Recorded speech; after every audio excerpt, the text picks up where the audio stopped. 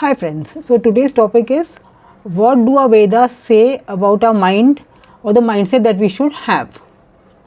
So our ancient sages and rishis, they knew very well the power of our mind, how powerful the human mind is. So they gave a lot of advice in the Vedas as to what kind of mindset should we have so that we can flourish in this world and have a very good experience of this world. According to Hindu philosophy, the mind is called the Antakaran. So Antakaran is made up of 4 parts: Man, Buddhi, Chitta and Ahankar. Now Antakaran means, Anta means internal and Karan means instrument. So it's an internal instrument.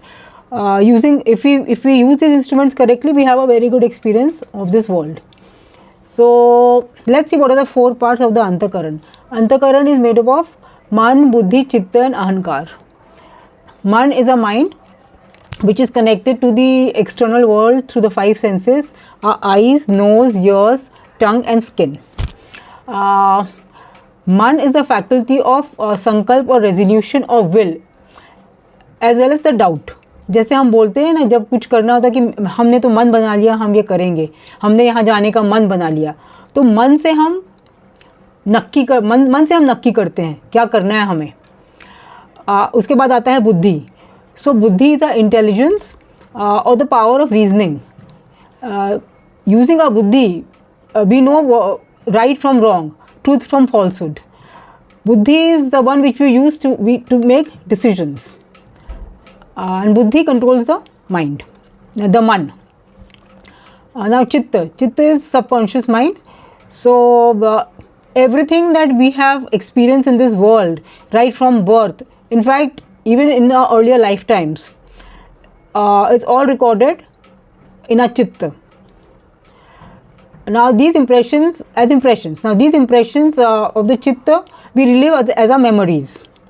The impressions of our chitta also influence how we view the world and how we behave. Now our behavior in turn again makes new impressions on the chitta. So this is the cycle of karma actually. Now the 4th part of Antakaran is Ahankar or ego. So ego is the sense of identity that we have in this world. So let's see how this totality of the mind called Antakaran functions. So mind is totally in control of the senses. So the senses run after the sense objects. We see anything beautiful with the eyes and we want it. So eyes want something beautiful, tongue wants something tasty. So since man is totally controlled by the senses, it keeps running around in the external world to get the objects for the senses. So mind is forever looking for pleasure. How can it get pleasure for the senses? Whatever the man wants, the body will do that, because body is controlled by the man. Man is controlled by the senses and body is controlled by the man. So for example, suppose मन में इच्छा हुई कि मुझे दारू पीना है, तो बॉडी जाके दारू प्रोक्योर करेगी और पिएगी. तो हमारा जो तन है टोटली हमारे मन के कंट्रोल में है. अब अगर हमको दुनिया में सही चीज़ें करना है तो we have to use our बुद्धि to control our mind. So for that our बुद्धि has to be very discerning and sharp. So how do we get a sharp buddhi? The thing is that all of us are born with a very sharp buddhi, but during our lifetimes of conditioning that is happening on our mind, our buddhi becomes confused and dull. And when thus the buddhi is not able to take the correct decisions with viveka. What we do is we take decisions based on our ego. So when we take ego based decisions in this world, we face a lot of difficulties in this world. So let's see what are Vedas advise that how we can have a good mindset so we can act correctly in this world. So human consciousness is a spark of the Almighty consciousness or God. So we also have qualities that is there in the super consciousness of God. We are all suppose our consciousness is of our nature is Sat Chit Anand as per Hindu scriptures, which means truth, consciousness and blissfulness.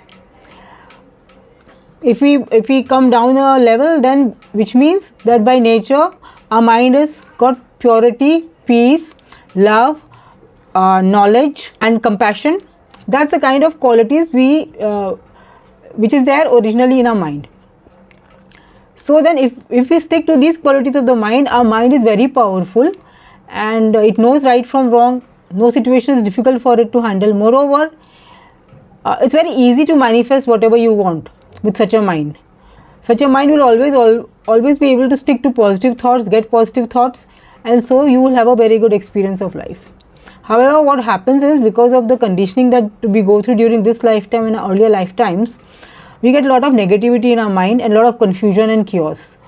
Also, our mind is pulled outside by the external objects, and it keeps flitting from object to object, thought to thought, and emotion to emotion, and it is never steady on anything for a long time. And that is how we also experience chaos in the outside world. So given this power that we have been given by nature to be able to manifest our thoughts into reality, it should be very easy for us to think good thoughts and have a good life. But we really see quite the opposite happening around us. So why does this actually happen? This happens because our mind is filled with negativity. You see, when the baby is born in this world, before it is comes out in the world, it's very, very blissful in the mother's womb. Okay, it's full of bliss, joy, and comfort. The moment it's thrown out in the world, the first thing it has to do is gasp for breath. So the baby's first impression is that life outside, the outside world, life is a struggle. It's a big struggle, and life is painful. Survival itself is a pain. So that is the first impression the baby gets. Then as we grow up also, we are always taught to be alert that okay, no harm should come to us in this world. We are always taught by our parents to be careful, right? It is never that okay, fine, go out in the world, everything is peaceful, you will be taken care of. It's never like that. We always have to be alert and take care of ourselves. So this trains us to always see threats, look around for threats in our environment, and that's why we are in a survival mode. So when we are in this mode, our mind is not really calm and relaxed, and so it cannot really function properly as it is supposed to be, because it is just in the fight or flight mode, and it is kind of just surviving in the world.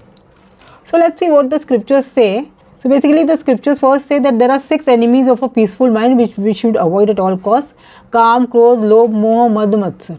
Kam means lust or desire. Krodha means anger. Lobha means greed. Kam, Krodha, Lobha, Moha. Moha means attachment. Mad means a sense of identity or ego, me versus them. Matsarya means jealousy. So the scriptures advise that we should be away from these 6 enemies of the mind. The person who has these things in his mind, it is totally, he is the slave of his destiny. He is powerless. He is powerless in front of situations. So external situations will control him, and he will be a slave to his destiny. On the other hand, if you are able to remove these 6 enemies from your mind becomes very powerful, and you can steer your destiny. Your destiny is in your hands.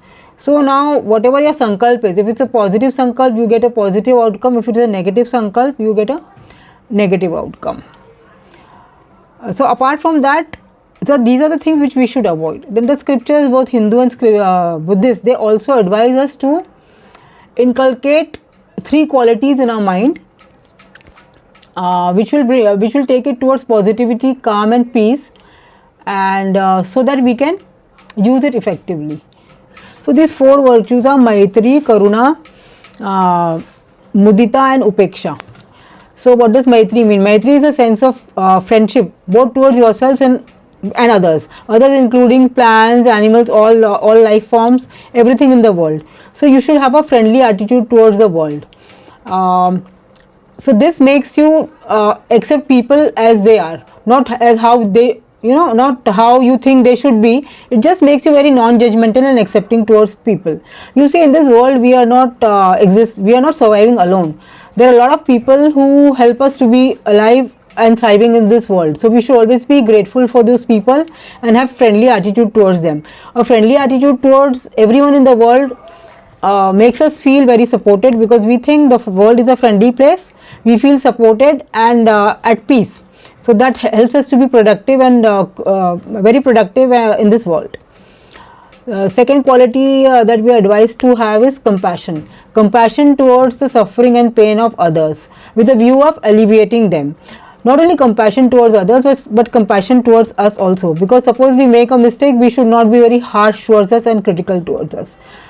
The thing is that if we do not have compassion, then we start getting very angry at people when they are not our way. We also get angry with us very easily when we make a mistake. So we need to have compassion, because compassionate mind is a creative mind. Compassionate mind is a calm mind. It's a creative mind, because it understands and accepts people. So, and it also wants to help people. So when we have these kind of feelings, we have a lot of positivity, it just relaxes our mind and makes it much more creative. We become solution oriented. When we have compassion in our mind, we look for solutions for the situation rather than trying to blame people and not understand people, be angry with people. We become very solution oriented in any situation. The third virtue is mudita. Mudita is joy in other people's success and achievements. So if we have mudita, this will automatically keep us away from feelings of jealousy. This is how we retain positivity, and we get inspired by people rather than being jealous of people. And fourth virtue is upeksha. Upeksha means indifference or equanimity. What it means is, whether it is there will be different kinds of situations in the world, some which will be painful for you, some which will give pleasure, some which will be give you joy, some which will give you sorrow, some will be good, some will be bad. So in all situations, good or bad, you are advised to have equanimity, which means some kind of indifference. Don't get too happy with a happy thing, don't get too sad with a sad thing. So this way you have a steady mind, you maintain the balance of the mind, and this helps you to function very well in this world. I hope you like these insights. In case you did, kindly subscribe to my channel. Thanks for your time. Bye.